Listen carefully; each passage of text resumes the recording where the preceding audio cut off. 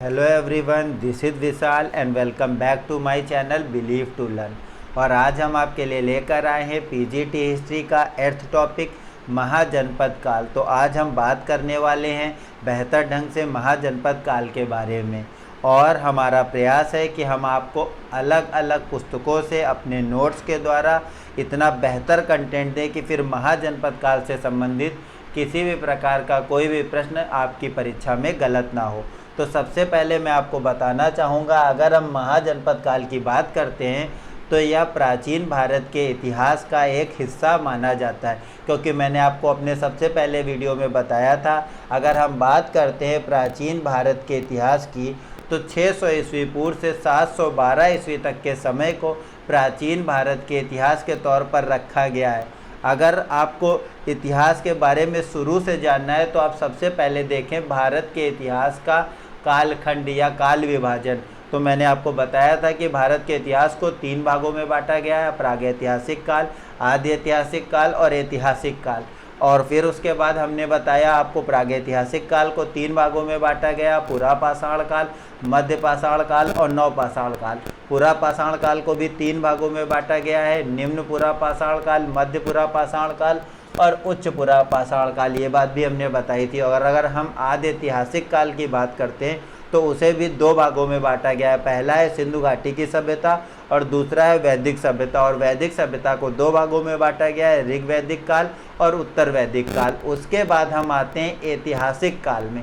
तो ऐतिहासिक काल को 3 भागों में बांटा गया है, प्राचीन भारत का इतिहास, मध्यकालीन भारत का इतिहास और आधुनिक भारत का इतिहास। तो आज हम महाजनपद काल जो पढ़ रहे हैं वो प्राचीन भारत का एक हिस्सा है, क्योंकि प्राचीन भारत के इतिहास की अगर हम बात करें तो 600 ईस्वी पूर्व से लेकर के 712 ईस्वी तक के समय को प्राचीन भारत के इतिहास के तौर पर जाना जाता है। और इसके अंतर्गत हम मुख्यतः 6 भागों को पढ़ने वाले हैं और जानने वाले हैं। पहला है महाजनपद काल, फिर है आपका मगध साम्राज्य, फिर है आपका मौर्य साम्राज्य, फिर मौर्योत्तर काल, फिर गुप्त साम्राज्य और फिर हर्षवर्धन काल। और महाजनपद काल के अंतर्गत ही हमने पहले धार्मिक आंदोलन या धार्मिक परिवर्तन पढ़ रखे हैं। उसके वीडियो आपको प्लेलिस्ट में मिल जाएंगे, जिसमें हमने बौद्ध धर्म के बारे में, जैन धर्म के बारे में, शैव धर्म के बारे में और भागवत धर्म के बारे में और सभी दर्शनों के बारे में बहुत बेहतर ढंग से पढ़ रखा है।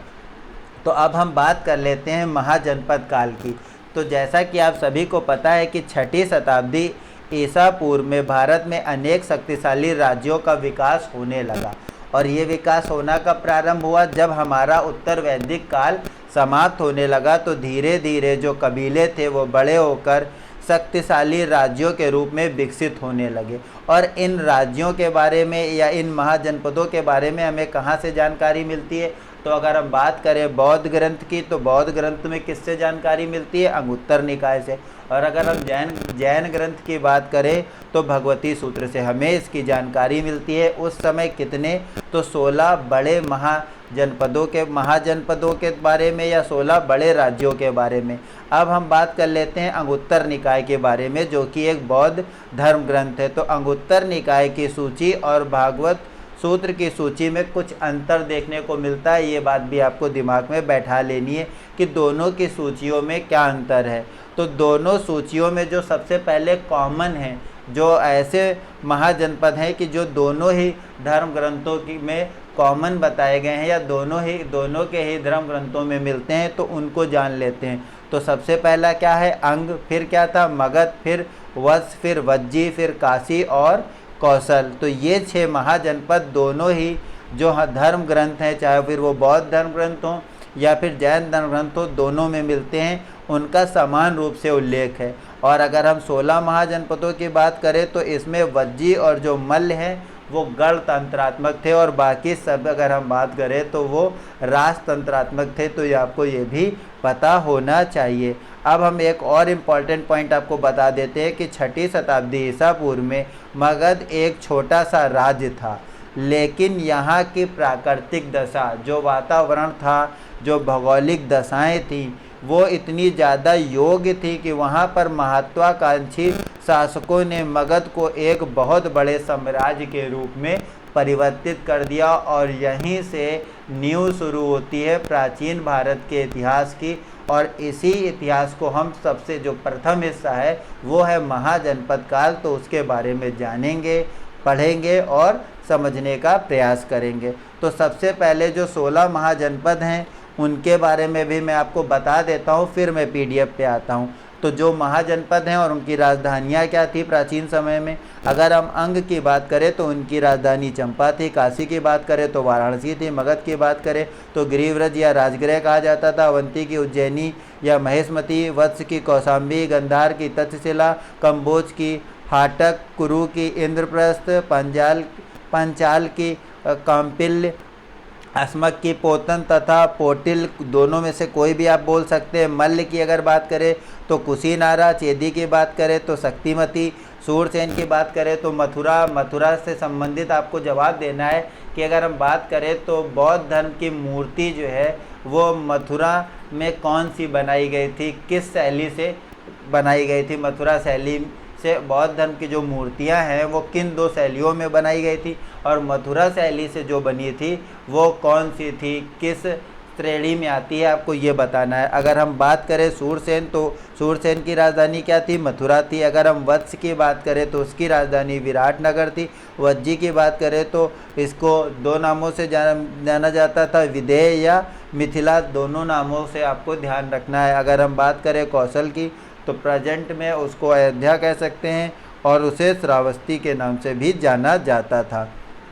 तो इस प्रकार आपने 16 महाजनपद और उनकी राजधानियों के बारे में भी जान लिया, क्योंकि कई बार क्या होता है एक नंबर में डायरेक्ट किसी भी एक महाजनपद के बारे में पूछ लिया जाता है और उसके बाद बात होती है उनकी राजधानियों को आपको ऑप्शन में दिया जाता है और आपको बताना होता है। अब हम बात कर लेते हैं कि मगध राज्य के अगर हम उत्कर्ष की बात करें तो आपको बुकों में क्या होगा कि बहुत छोटे या बहुत कम में निपटा दिया जाएगा। सबसे पहले आपको हर्यक वंश के बारे में बताया जाएगा, हर्यक वंश की डिटेल आपको देखने को मिलेगी। फिर आपको जो है शिशुनाग वंश के बारे में बताया जाएगा और फिर आपको नंद वंश के बारे में बताया जाएगा और उसके आगे का जो है वो मगध साम्राज्य के अंतर्गत बताया जाएगा। लेकिन हम आपको पहले ही कुछ टॉपिक हैं जो यहीं महाजनपद काल में बता देंगे और उसके बाद आगे फिर हम उनको जब मगध साम्राज्य के बारे में पढ़ेंगे तो और बेहतर ढंग से एक्सप्लेन करते हुए चलेंगे। तो सबसे पहले हम समझ लेते हैं कि अगर हम बात करें कि महाजनपद काल से मगध साम्राज्य तक जो उदय होता है, जो उत्कर्ष होता है या जो उत्पत्ति होती है या जो परिवर्तन होते चले जाते हैं, तो उनकी आधारशिला क्या है, वो है महाजनपद काल।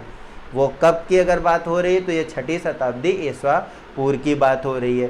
तो आपको कौन कौन से जो वंश हैं वो देखने को मिलने वाले हैं। तो सबसे पहले वंश की बात अगर होगी आपके सामने तो वो हर्यक वंश की बात होगी। फिर अगर हम द्वितीय वंश की बात करते हैं तो द्वितीय वंश में शिशुनाग वंश की बात होगी।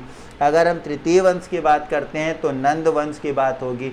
अगर हम चतुर्थ वंश की बात करते हैं तो फिर मौर्य वंश की बात होगी। अगर हम पांचवें वंश की बात करते हैं तो फिर आपको शुंग वंश के बारे में जानकारी प्राप्त होगी। फिर 6ठे नंबर पे अगर आते हैं तो आपको कण्व वंश के बारे में जानना और पढ़ने को मिलने वाला है। फिर अगर हम 7वें वंश की बात करते हैं तो आंध्र सातवाहन वंश के बारे में आपको सुनने और पढ़ने को मिलने वाला है, उससे संबंधित भी कई प्रश्न पूछे जाते हैं। 8वें वंश की बात करें तो कुषाण वंश बहुत इम्पॉर्टेंट है। बौद्ध धर्म में भी अगर आपने देखा होगा बौद्ध संगीति तो आपने वहाँ पर कुषाण शासक के बारे में सुना होगा। आपको कमेंट करके बताना है कि मैं किस शासक की बात कर रहा हूँ। अगर हम 9वें वंश पे आते हैं तो आप गुप्त वंश के बारे में पढ़ेंगे और अगर हम 10वें पर आते हैं और उसको अंतिम तौर पर ना कह करके अगर हम 10वें पर आते हैं तो आप किसके बारे में पढ़ेंगे, तो आप पढ़ेंगे पुष्प भूति वंश के बारे में। तो आपको ये भी पता होना चाहिए। फिर उसके बाद आपको बहुत छोटी छोटी चीज़ें हैं वो भी मैं आपको बताता हुआ चलूँगा। पर आज हम केवल जो 3 टॉपिक हैं जो महाजनपद काल के अंतर्गत आते हैं उनके बारे में जो बहुत इंपॉर्टेंट चीज़ें हैं जानेंगे। तो हम बात कर लेते हैं हर्यक वंश की। अगर हम हर्यक वंश की बात करें तो 544 से 412 तक, कई बुकों में आपको 461 ईसा पूर्व तक मिलेगा, लेकिन अगर जनरली बात करें तो 544 से 412 ईस्वी पूर्व तक को हर्यक वंश के तौर पर या इसे पितृहंतक वंश के तौर पर भी जाना जाता है। तो इसमें हम सबसे पहले बात करते हैं इसके संस्थापक के। तो इसका संस्थापक कौन था? अगर हम हर्यक वंश की बात करें तो जो इसके संस्थापक थे वो बिंबसार थे। बहुत सारे बच्चे बिंदुसार और बिंबसार में कंफ्यूज रहते हैं, तो आपको कंफ्यूज होने की ज़रूरत नहीं है, मैं चीज़ें बिल्कुल क्लियर कराता हुआ चलूँगा। तो अगर हम हर्यक वंश के संस्थापक की बात करें तो कौन संस्थापक थे? बिंबसार थे। अगर हम इनके समय की बात करें तो 544 ईसा पूर्व से 492 ईसा पूर्व तक कई पुस्तकों में आपको जो है कुछ थोड़ा बहुत ऊपर नीचे देखने को मिल सकता है। तो अगर हम बात करें तो जो बिंबसार थे वो हर्यक वंश के संस्थापक के तौर पर जाने जाते थे और ये एक बहुत प्रतापी राजा हुए हैं। साथ ही साथ इन्हें श्रेणिक नाम से भी जाना जाता है या इनको श्रेणिक नाम से भी पुकारा जाता था। और एक बहुत इम्पॉर्टेंट बात, ये कब किसके समकालीन है? तो ये भगवान बुद्ध के समकालीन है, ये बात भी आपको पता होनी चाहिए। अगर हम बात करते हैं इनकी राजधानी की तो इनकी राजधानी क्या थी? गिरिव्रज थी, जिसे राजगृह भी कहते हैं। अब कुछ और इम्पॉर्टेंट पॉइंट अगर हम बात करें तो इतिहास में चीज़ें दोहराई जाती हैं। जो बात आपको पितृहंतक वंश या हर्यक वंश से मिल रही है वही आपको देखने को मिलेगा जब हम मुग़ल काल में अकबर की बात करेंगे। अगर हम बिंबसार की बात करते हैं तो इन्होंने राज विस्तार के लिए एक इतनी सॉलिड रणनीति अपनाई थी, इतनी ज़बरदस्त रणनीति थी जो आगे चल के इतिहास में कई राजाओं के द्वारा अपनाई गई। तो इनकी रणनीति क्या थी? बिंबसार ने राज विस्तार के लिए विवाह नीति को अपनाया था। कौन सी नीति को अपनाया था? तो विवाह नीति को। और इन्होंने क्या किया था? तो इन्होंने महाकौशला देवी से शादी करी। ये क्या करते थे? राज विस्तार करने के लिए वैवाहिक संबंध बनाते थे दूसरे राज्यों के साथ। और क्या होता था? जिससे इनके राज्य का विस्तार होता चला गया। जिससे हराते थे, जिस राजा को हराते थे उसी के वंश में या तो उसकी पुत्री से या उसकी बहन से किसी से विवाह करके ये क्या करते थे? अपने राज्य का विस्तार करते चले गए। तो अगर बिंबसार की बात आएगी तो इन्होंने राज विस्तार के लिए विवाह नीति को अपनाया। और किताबों में आपको ये भी सुनने और देखने को मिल जाएगा कि 500 से अधिक इनकी पत्नियां थीं। लेकिन अगर हम प्रमुख पत्नियों की बात करें तो प्रथम जो इनकी प्रमुख पत्नी थी वो कौशला देवी जी थी, जो कि कौशल की राजकुमारी थी। ये बात भी आपको पता होनी चाहिए। अगर हम द्वितीय की बात करते हैं जो द्वितीय इनकी बहुत मुख्य रानियों में से आती हैं तो वो चेलना थी, जो कि वैशाली के राजा चेतक की पुत्री थी। और अगर तीसरी की हम बात करते हैं तो इन्होंने क्षेमा के साथ भी विवाह किया था, जो कि मध्य पंजाब देश की राजकुमारी थी। तो इस प्रकार जो है बिंबसार जी ने अपने राज्य का विस्तार विवाह नीति से किया। 500 से अधिक इनकी पत्नियां थीं। अगर हम बहुत इम्पॉर्टेंट क्वेश्चन है, कहीं भी नोट कर लें, अगर हम बात करें इनके समय जो राजवैद्य थे तो कौन थे? तो इनके जो राजवैद्य थे वो जीवक थे। और इन्होंने जीवक को क्या किया था? कहाँ भेजा था? तो अवंती के राजा चंड प्रगोत को जब पीलिया हो गया था तब इन्होंने भेजा था अपने राजवैद्य को। किसने? बिंबसार ने, उनके इलाज के लिए। तो ये बात भी आपको पता होनी चाहिए, बहुत इम्पॉर्टेंट है, कई बार पूछा गया है। बहुत सारे बच्चे इसको गलत कर देते हैं, इसलिए ये सारी चीज़ें आपको दिमाग में बैठा लेनी है। एक और बात, अगर मगध की हम बात करें तो अगर वेदों में बात करें तो मगध के बारे में आपको जो है अथर्ववेद में भी सुनने को मिलेगा और पढ़ने को मिलेगा। तो ये भी आपको पता होना चाहिए। साथ ही साथ और आपको एक इम्पॉर्टेंट बात बतानी बहुत ज़रूरी है कि अगर हम बात करते हैं तो जो बिंबसार जी हैं वो गौतम बुद्ध के समकालीन हैं।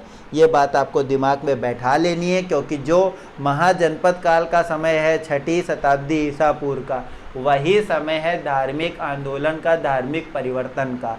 उस समय 368 के आसपास छोटे छोटे धर्म उत्पन्न हुए, कई सारे संप्रदाय, लेकिन उसमें प्रमुख कौन से थे? तो बौद्ध धर्म था, जैन धर्म था, शैव और भागवत धर्म था। और अगर हम भागवत धर्म की बात करते हैं तो और शैव धर्म की बात करते हैं तो ये बहुत प्राचीन धर्म है, ये भी आपको पता होना चाहिए। अब हम आपको कुछ और एक इम्पॉर्टेंट पॉइंट और है जो मैं बताना चाहूँगा, वो आपको दिमाग में बैठा लेना है। अगर हम बात करें कि जब इन्होंने कौशल देश के शासक प्रसेनजीत की बहन के साथ विवाह किया तो इन्हें दहेज स्वरूप में क्या है, काशी प्राप्त हुआ था। तो ये बात भी आपको पता होनी चाहिए। अब हम बात कर लेते हैं अजातशत्रु की। तो इनके समय की अगर हम बात करें तो 492 से 460 ईसा पूर्व की बात हो रही है। और अजातशत्रु जो है वो किसके पुत्र हैं, तो बिंबिसार के पुत्र हैं। साथ ही साथ इनके बारे में आपको ये भी पता होना चाहिए कि इन्होंने अपने पिता बिंबिसार की हत्या कर मगध के सिंहासन पर ये विराजमान हुए थे या विराजमान हुए थे या बैठे थे। और इनका नाम कुलिक है। जैसे कि अभी हमने आपको उससे पहले बताया कि बिंबिसार जी का नाम क्या था, श्रेणिक, तो वैसे ही अजातशत्रु का नाम क्या है, कुलिक है। साथ ही साथ इन्होंने क्या किया, तो इन्होंने साम्राज्यवादी नीति को अपनाया और उसके तहत इन्होंने क्या किया, काशी, वज्जी, संग, मगध, इन सबको अपने राज्यों में मिला लिया। तो ये बात भी आपको पता होनी चाहिए। इन्होंने अपने ब्राह्मण मंत्री वत्सकार को वज्जी संघ में फूट डालने के लिए भी भेजा था। अब बहुत इम्पॉर्टेंट, अजातशत्रु ने अपने पिता बिंबिसार की हत्या कर दी थी और हत्या करने के कारण ही इस वंश का नाम, क्योंकि अभी इनका पुत्र भी आगे इनकी हत्या कर देगा, इसी कारण इस वंश का नाम जो है पितृहंतक वंश भी पड़ गया। तो आपको ये भी पता होनी चाहिए। अजातशत्रु के समय ही राजगृह की सप्तकर्णी गुफा में पहली बौद्ध संगीति हुई थी। अब आपको बताना है कि प्रथम बौद्ध संगीति के जो अध्यक्ष हैं वो कौन है, आपको कमेंट करके। और एक और इम्पॉर्टेंट पॉइंट, अगर हम अजातशत्रु की बात करते हैं तो बुद्ध के चचेरे भाई कौन, देवदत्त। अगर आपने एक कहानी पढ़ी होगी या सुनी होगी हंस वाली, तो आपको याद आ रहा होगा देवदत्त के बारे में। तो बुद्ध के जो चचेरे भाई देवदत्त थे, उन्होंने अजातशत्रु को क्या किया, उसके अपने पिता बिंबिसार के खिलाफ भड़का दिया और बहुत अधिक भर दिया। और भड़काया क्यों, क्योंकि बिंबिसार ने बौद्ध धर्म अपना लिया था। और जब उसने भड़काना चालू किया देवदत्त ने, क्योंकि देवदत्त क्या है, आपको पता है कि जो उनके गौतम बुद्ध के चचेरे भाई थे और बुद्ध से जलते थे, नफरत करते थे।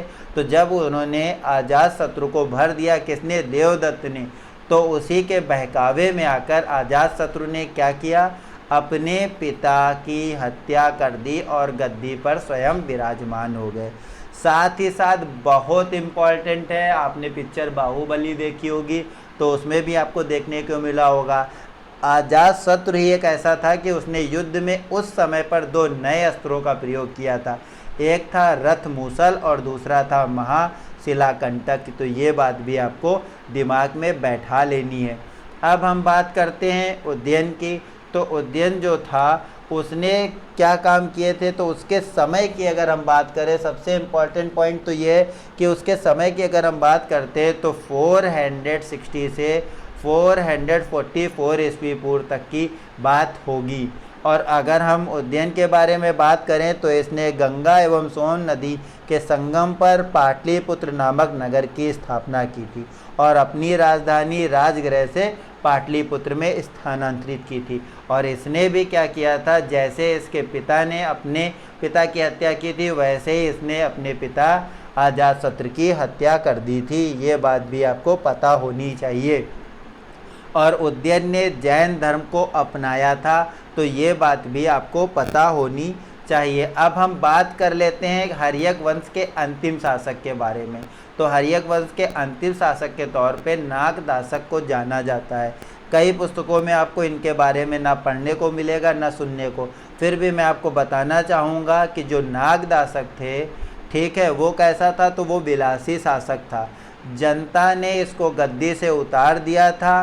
किसके साथ हो गई थी जनता, तो जो इसका मंत्री था, जो इसके खिलाफ हो गया था, जो आगे क्या करेगा, शिशुनाग वंश की स्थापना करेगा। जनता उसके साथ मिलकर नागदासक को लात मारकर, अगर हम कहें तो वो ज़्यादा सही होगा, हटा देती है, क्योंकि ये एक बहुत भोगी और विलासी तरह किस्म का शासक था। साथ ही साथ आपको ये भी पता होना चाहिए कि जो इनका मंत्री था शिशुनाग, उसने बाद में इनकी हत्या कर दी और शिशुनाग वंश की स्थापना की। तो अब हम बात कर लेते हैं शिशुनाग वंश की। तो अगर हम शिशुनाग वंश की बात करेंगे तो इनका जो समय काल है वो 412 से 344 ईसा पूर्व का माना गया है। तो सबसे पहले आपको पता होना चाहिए कि जो शिशुनाग हैं उन्होंने अवंती तथा वत्स को जीत कर मगध राज्य में मिला लिया था। तो ये बात आपको दिमाग में बैठा लेनी है कि किसने अवंती और वत्स को जीत कर, जब महाजनपद काल की बात हो रही है तो शिशुनाग ने क्या किया था, मगध साम्राज्य का हिस्सा बना लिया था। इसने पाटलिपुत्र के अतिरिक्त वैशाली को अपनी दूसरी राजधानी बनाया था। ये बात भी आपको पता होनी चाहिए। साथ ही साथ अगर हम बात करें तो आपको ये भी पता होना चाहिए कि अगर हम शिशुनाग की बात कर रहे हैं तो शिशुनाग जो है वो एक प्रतापी राजा के तौर पर भी जाना जाता है। तो ये भी आपको पता होना चाहिए। अब हम क्या करते हैं और आगे बढ़ते हैं और देखते हैं कि जो शिशुनाग वंश है उसमें और कौन से शासक हुए। तो अब आपको सुनने को मिलेगा काकवण या कालाशोक। बहुत इम्पॉर्टेंट है, आपको बताना है कि कालाशोक के बारे में आपने बौद्ध धर्म में कहाँ पर सुना है, कहाँ पर नाम इसका उल्लेखनीय है, या कालाशोक किस लिए बौद्ध धर्म के हिसाब से इम्पॉर्टेंट है। तो अगर हम बात करते हैं कालाशोक की, तो कालाशोक जिसका अन्य नाम काकवण भी था, इसने अपनी राजधानी को पुनः पाटलिपुत्र स्थानांतरित कर लिया था। वैशाली में द्वितीय बौद्ध संगीति, देखिए आ गया, कोई बात नहीं, आपको यहाँ जवाब मिल गया तो मैं दूसरा सवाल पूछ ले रहा हूँ। द्वितीय बौद्ध संगीति का अध्यक्ष कौन था, ये आप बताइए। तो आपको ये कमेंट सेक्शन में बताना है कि जो कालाशोक था उसने क्या किया था। तो इसके समय पर ही दूसरी बौद्ध संगीति हुई थी। तो ये भी आपको पता होना चाहिए। और अगर हम बात करते हैं बाणभट्ट द्वारा रचित हर्षचरित्र में भी कालाशोक के बारे में बताया गया है। साथ ही साथ उसमें यह भी बताया गया कि कालाशोक को राजधानी पाटलिपुत्र में घूमते हुए महापद्मनंद के द्वारा चाकू मारकर क्या कर दी गई, उसकी हत्या कर दी गई थी। और इसके 10 पुत्र थे, जिनमें जो कि 22 वर्ष तक शासन करे, और जिनमें अंतिम जो था नंदीवर्धन। तो इसके बारे में अब आपको पता होना चाहिए कि इसकी भी हत्या किसके द्वारा की गई है। इसकी भी हत्या जो है महापद्मनंद के द्वारा की गई है, या महानंदी के द्वारा की गई है, या उग्रसेन जिसे एकराट कहते हैं, जो कि एक शूद्र राजा था। तो मैं नंदीवर्धन के बारे में भी आपको कुछ पहले बता देता हूँ, फिर मैं चलूँगा नंद वंश के बारे में। तो नंदीवर्धन जो थे वो शिशुनाग वंश के अंतिम शासक हैं, ठीक है। साथ ही साथ इसकी हत्या किसके द्वारा की गई थी, तो महापद्मनंद के द्वारा की गई थी, ये आपको पता होना चाहिए। अब हम बात कर लेते हैं कि अभी तक आप जिन वंशों के बारे में पढ़ रहे थे ये सभी के सभी क्षत्रिय थे, परंतु जो ये महापद्मनंद वंश या जो नंद वंश शुरू है, किताबों के हिसाब से इसे शूद्र वंश या शूद्र शासकों का वंश भी कहा गया है। तो अब हम बात कर लेते हैं नंद वंश की। तो अगर हम इसके समय की बात करें तो 344 से 322 ईसा पूर्व तक के समय को नंद वंश के तौर पर जाना जाता है। नंद वंश का संस्थापक कौन था, तो महापद्मनंद था। किन किन नामों से जाना जाता है, तो इसको किन किन नामों से जाना जाता है, इसको एकराट के नाम से जाना जाता है, इसको उग्रसेन के नाम से जाना जाता है, इसे सर्वछत्रांतक के नाम से जाना जाता है, दूसरा परशुराम भी कहा जाता है, और ये पहला सूद वंश का शासक था। तो कुछ बातें ये आपको पता होनी चाहिए। साथ ही साथ खारवेल की हाथी गुफा अभिलेख में उनकी कलिंग विजय की जो है वो सूचित होती है या सूचना मिलती है।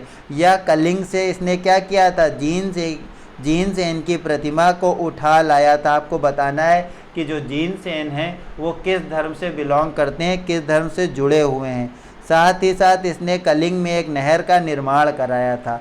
अब हम इसके बारे में 2-3 बातें और आपको बता देते हैं कि एक पहला शूद्र वंश का शासक था, इसे दूसरा परशुराम कहा जाता है। इसने कलिंग पर हमला करके वहाँ के प्रसिद्ध जैन मूर्ति, लीजिए फिर से मैंने ही आंसर बता दिया, जिन से इनको चुरा लाया था या उठा लाया था।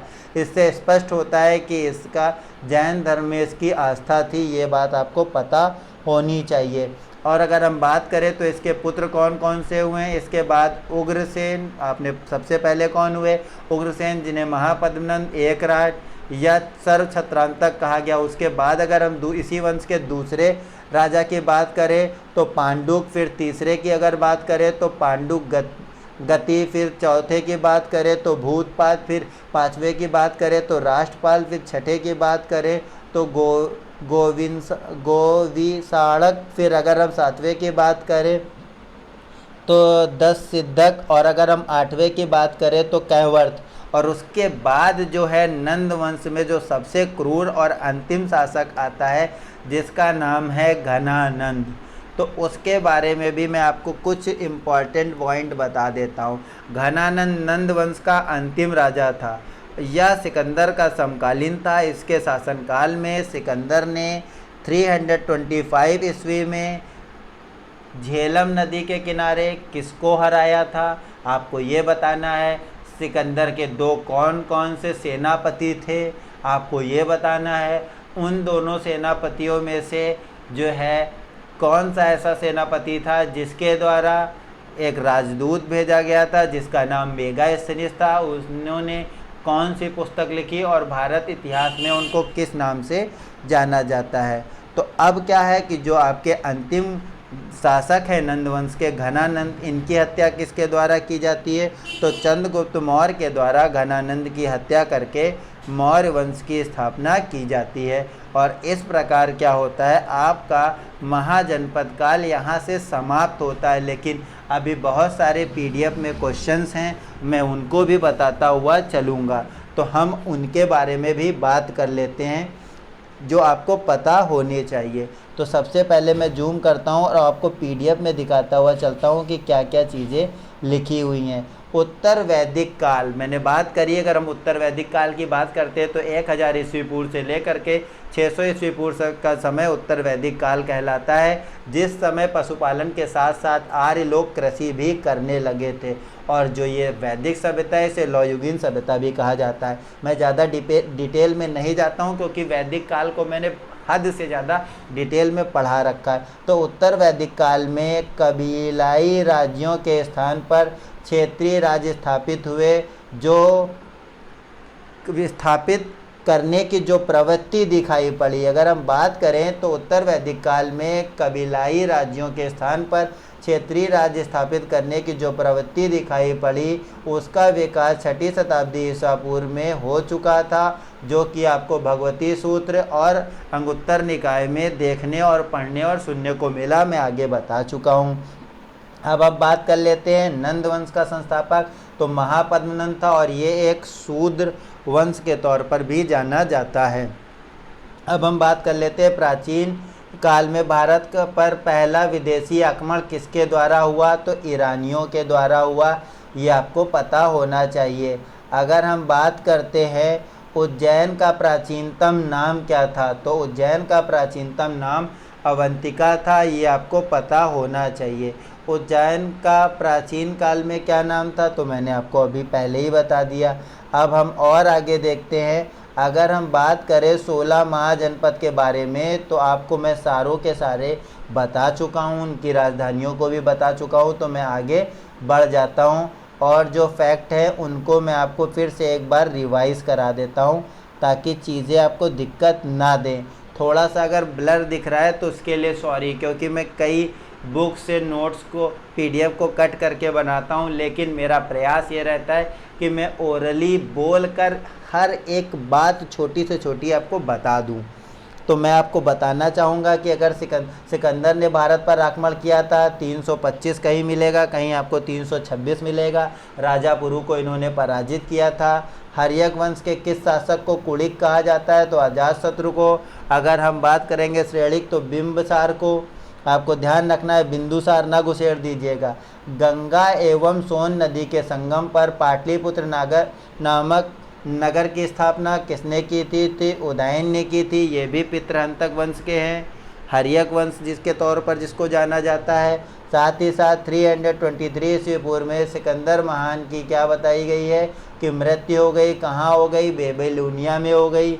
अब हम और आगे बढ़ते हैं, सिकंदर के बारे में कुछ बातें अभी हम और बेहतर ढंग से समझेंगे। सिकंदर महान ने क्या किया था? राजा पोरस को या पुरु की सेना को किसकी? झेलम की नदी में के किनारे पर हराया था। इसके दो सेनापति थे, मैं बता दे रहा हूँ, शायद आप लोग ना बता पाए। तो एक निर्याकस और दूसरे सेलुकस। सेलुकस को क्या होगा? चंद्रगुप्त मौर्य पराजित करेंगे। वो अपनी बेटी जो है हेलेना का विवाह उनसे कर देगा, बदले में बहुत सारे जो है धन संपदा देगा। और इधर से भी चंद्रगुप्त मौर्य के द्वारा बदले में उन्हें हाथी और जेवरात गिफ्ट में दिए जाएंगे। और जो सेलुकस है उनके द्वारा मेगास्थनीज जो कि राजदूत के तौर पर भेजा जाएगा चंद्रगुप्त मौर्य के दरबार में। और वही आगे चलकर भारत के इतिहास के पिता के तौर पर जाने जाएंगे। मृद भांड पटरियाँ द्वितीय नागरीकरण शहरीकरण के प्रतीक, ये बहुत इम्पॉर्टेंट है। उत्तरी काले पालिशकृत मृद भांड की बात होगी। मृद भांड जो थे वो सिंधु घाटी सभ्यता से चले आ रहे हैं। फिर वैदिक सभ्यता में केवल उनमें कलर मतलब रंग का परिवर्तन आपको देखने को मिलेगा। तो ये बात आपको दिमाग में बैठा लेनी है। अब हम बात कर लेते हैं मगध की प्रथम राजधानी। तो प्रथम राजधानी क्या थी? गिरिराज या राजगृह। अगर हम मत्स्य महाजनपद की बात करें तो ये राजस्थान में है। अब हम और आगे इम्पोर्टेंट पॉइंट को देख लेते हैं। मगध का कौन सा राजा सिकंदर महान के समकालीन था? तो शूद्र वंश का राजा था घनानंद, जो कि बहुत ही न्यायिक क्रूर राजा था। अब हम एक बार आपको फिर से चार्ट दिखा देते हैं 16 महाजनपदों के बारे में। तो हमने उनके राजधानी और जो महाजनपद है बता चुके हैं। अगर क्षेत्र विशेष की बात करें तो फिर से मैं एक बार बता दे रहा हूँ। अगर हम राजगिरी की बात करते हैं तो राजगृह को गिरिराज के नाम से भी जाना जाता था, जो कि पटना गया बिहार में है। अगर हम अंग की बात करें तो चंपा आधुनिक भागलपुर में, आधुनिक बिहार के भागलपुर के मुंगेर जिला में। अगर वाराणसी बनारस की बात करें तो शिल्प व्यापार एवं समृद्धि के लिए प्रसिद्ध है, जो कि उत्तर प्रदेश में है। अगर हम वैशाली विदेह मिथिला की बात करें तो विश्व के प्राचीनतम गणराज्य का जन्मदाता है। 8 गणराज्यों का एक संघ था। मुजफ्फरपुर और दरभंगा बिहार के में है, ये बात आपको दिमाग में बैठा लेनी है। कौशल श्रावस्ती की बात करें तो आधुनिक उत्तर प्रदेश का साकेत, अयोध्या एवं श्रावस्ती फैजाबाद उत्तर प्रदेश में है। अगर इंद्रप्रस्थ की बात करें तो यमुना के किनारे इंद्रप्रस्थ एवं हस्तिनापुर के आसपास के क्षेत्र दिल्ली मेरठ एवं उत्तर प्रदेश तथा हरियाणा के क्षेत्र का हिस्सा है। अगर हम चेदी की बात करें तो शक्तिमती बुंदेलखंड और उसके आसपास का भाग, साथ ही साथ उत्तर प्रदेश। कुशीनगर एवं पावा की बात करें तो देवरिया गोरखपुर का क्षेत्र, जो कि उत्तर प्रदेश में है। पवन और पोतन की बात अगर हम करते हैं, पौधन और पोतन की बात करें तो गोदावरी का तट प्रदेश, दक्षिण भारत का एकमात्र जनपद। तो ये बात आपको दिमाग में है। असमक जो है वो क्या है? तो वो दक्षिण भारत का एकमात्र जनपद है। अब हम और आगे चलते हैं, जल्दी जल्दी बताते हुए चलते हैं। वत्स की बात करें कौशाम्बी प्रयाग इलाहाबाद के आसपास का उत्तर प्रदेश। पंचाल की अगर बात करें तो काम्पिल्य ऐछिंद्र, ये कहाँ है? रुहेलखंड के पास। बरेली बदायूं फर्रुखाबाद उत्तर प्रदेश। मत्स्य विराट जयपुर राजस्थान के। अलवार भरतपुर जयपुर का क्षेत्र। अवंती उज्जैनी महेशमती मालवा के आसपास का क्षेत्र मध्य प्रदेश। गंधार का तक्षशिला पुष्कलावती आधुनिक अफगानिस्तान का, जो कि अब भारत से अलग है। ये गंधार को आपको दिमाग में बैठा लेना है। अब अगर सूरसेन मथुरा, तो मथुरा उत्तर प्रदेश में है। कंबोज राजपुर, जो कि श्रेष्ठ घोड़ों के लिए प्रसिद्ध था। रावलपिंडी जो है पेशावर क्षेत्र पाकिस्तान, यहाँ भी घोड़ों के लिए बहुत अधिक प्रसिद्ध है। तो ये बात भी आपको दिमाग में बैठा लेनी है। अब हम और आगे चलते हैं और जो थोड़ा सा कुछ टॉपिक बचे उनको भी मैं आपको बता देता हूँ। तो अगर हम बात कर ले अजातशत्रु की, तो आपको पता है कि ये हर्यक वंश के पितृ हर्यक वंश के हैं और बिंबसार के जो है क्या हैं, पुत्र हैं। अगर हम बात करें राजा नंद का उल्लेख तो खारवेल के हाथीगुबा अभिलेख से मिलता है। परशुराम परशुपुर करे, इन्होंने सही से लिखा भी नहीं, इसको कहा जाएगा परशुराम का द्वितीय परशुराम के तौर पर कौन जाना जाता था, तो महापद्मनंद को जाना जाता था, जैसे उग्रसेन या एकराट भी कहा जाता था। अगर हम बात करते हैं गौतम बुद्ध के समय प्रसिद्ध वैज्ञ जीवक, तो ये किसके समकालीन थे, तो बिंबसार के दरबार में थे और बिंबसार जो है वो गौतम बुद्ध के समकालीन थे। 16 महाजनपदों के बारे में अंगुत्तर निकाय में, तो ये भी आपको पता होना चाहिए। इम्पॉर्टेंट नोट पॉइंट क्या है, बौद्ध ग्रंथ अंगुत्तर निकाय में 6ठी शताब्दी ईसा पूर्व 16 महाजनपदों की सूचना मिलती है। अब कुछ 2-3 पॉइंट और हैं तो वो भी मैं आपको क्लियर करा देता हूँ। अगर हम बात करते हैं कि उस वीर भारतीय राजा का नाम बताइए जिसने सिकंदर ने झेलम के तट पर पराजय किया था, राजा पोरस था और पोरस एक बहुत महान राजा है। अगर आपने इतिहास को सही से नहीं पढ़ा, लोग कहते हैं कि सिकंदर ने राजा पोरस को हराया था।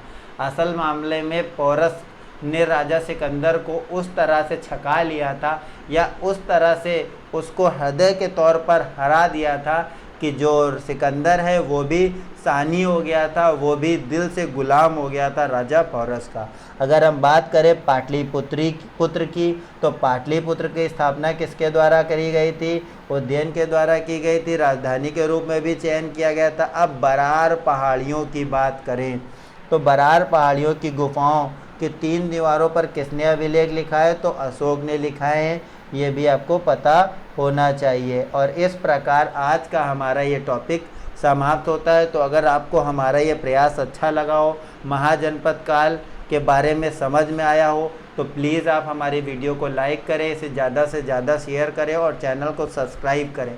मैं आपको हर एक चीज़ की स्टोरी लेके आऊँगा। अभी इंडिविजुअल भी मैं आपको पढ़ाऊँगा, बिंबसार, अजातशत्रु, उदयन, इतनी तेज़ी में और फास्ट ट्रैक के साथ कि आपको हिस्ट्री में कोई भी 125 क्वेश्चंस में 110-115 सही करने से नहीं रोक पाएगा। बस उसके लिए आपका सहयोग चाहिए, क्योंकि अभी हमारी संस्था के पास, जो कि एक चैरिटेबल संस्था है, इतनी मनी नहीं है, इतना पैसा नहीं है कि मैं आपको जो है स्मार्ट बोर्ड या वाइट बोर्ड स्क्रीन वाला लाकर दे सकूं।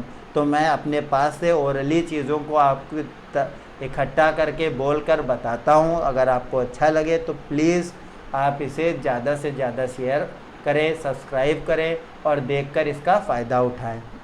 धन्यवाद।